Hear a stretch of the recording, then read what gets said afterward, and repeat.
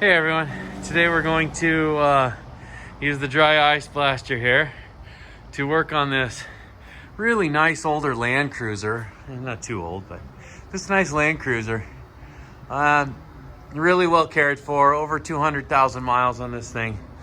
But it's a great rig, really nice. Been well detailed on the outside, and the customer's not happy. The detailer went underneath and did some undercoating.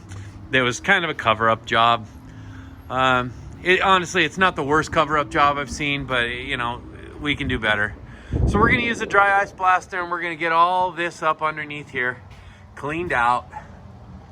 I'm gonna uncover as much of the cover-up as I practically can. I mean, I could pound away on it forever and spend a whole bunch of money and uncover it all, but that's just not cost effective. So we're gonna uncover a bunch of this cover-up job, get it cleaned up the best that we can, and then go back through and properly undercoat it. You know, having been well prepped and all that to begin with, instead of just blasting away. I'm gonna see if I can get some of this stuff off the transfer case here that's been oversprayed. That's unnecessary. I try not to do too much of that. You know, it happens a little bit here and there, even here. But we'll get up here and get the upper and lower control arms cleaned all the way out to the hubs and to the brakes. I'm gonna pull this skid plate off and clean up behind it.